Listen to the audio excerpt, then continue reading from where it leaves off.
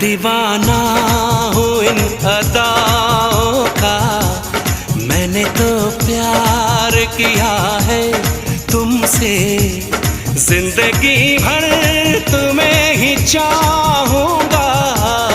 मैंने इकरार किया है तुमसे।